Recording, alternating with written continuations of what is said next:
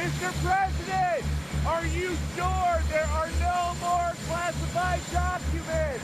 President Biden ignoring questions about the shadow hanging over his White House. Mr. President, how do you think that the classified documents got into your boxes? Not commenting on the growing number of classified documents discovered at his private office in Washington and at his home in Wilmington, Delaware. The Attorney General has appointed a special counsel, Attorney Robert Hur, to investigate.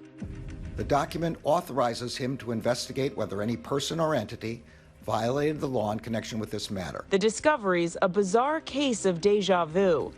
Last summer, hundreds of classified government documents, including some marked top secret, were seized from Donald Trump's Mar-a-Lago home by the FBI after the former president refused for months to turn them over, even resisting a subpoena. A special counsel was also appointed to investigate, but Trump, appearing on Sean Hannity's Fox News program, maintained he did nothing wrong. If you're the president of the United States, you can declassify just by saying it's declassified, even by thinking about it. You're the president. You make that decision. So when you send it, it's declassified. I declassified everything. The president is the ultimate source in determining the classification of information, but that's not something that just occurs in their head. There is a process. This is all done to ensure that our nation's secrets are safeguarded. At the time, President Biden condemning his predecessor on 60 Minutes. When you saw the photograph of the top secret documents laid out on the floor at Mar-a-Lago, what did you think to yourself, looking at that image? How that could possibly happen.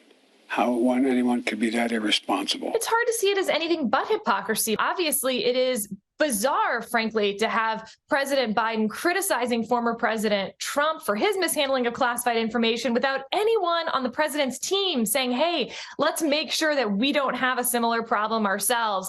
For Biden, this all began last November, just days before the midterm elections. The White House notifying the National Archives that a small number of documents with classified markings from Biden's vice presidential days were found in a locked closet at the president's former office at the Penn Biden Center in D.C. That office was not authorized for storage of classified documents. When the news broke last week, President Biden said he was surprised to learn there were any government records at that office. But I don't know what's in the documents. They've turned over the boxes to the archives, and we're cooperating fully with the review. But those weren't the only classified documents out of place.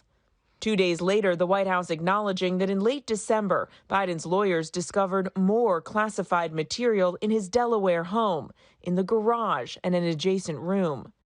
The FBI went to the location and secured those documents.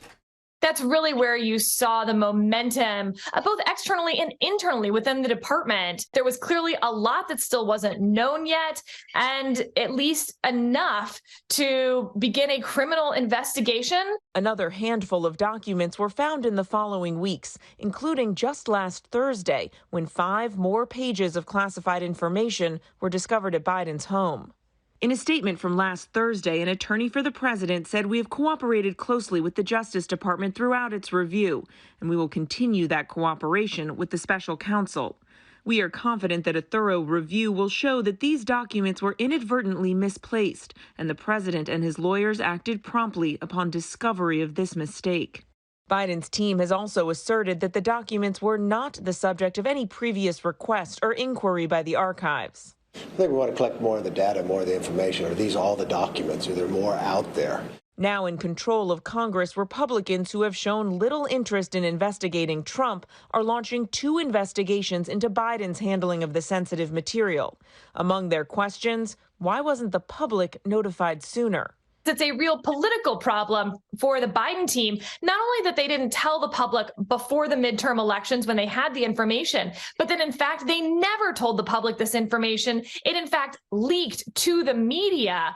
Even some members of Biden's own party agree there are a lot of questions that need to be answered. I'd like to know what the IC's assessment is, whether there was any risk of exposure and what the harm would be, and whether any mitigation needs to be done.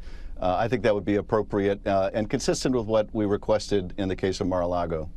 But the Biden administration has been quick to point out the key differences between the two cases. It appears that President Biden's team was very cooperative and very forthcoming with the archives and with the Justice Department, whereas in contrast, the former president's team seems to be much more combative, and it took many months, if not over a year, for some of the classified material to be returned.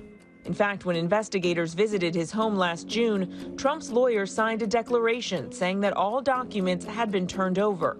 But the search of Mar-a-Lago 2 months later revealed more than 100 more classified documents still in Trump's possession. One silver lining to both of these circumstances is that it may result in the federal government taking a hard look at current protocols regarding how classified information is safeguarded.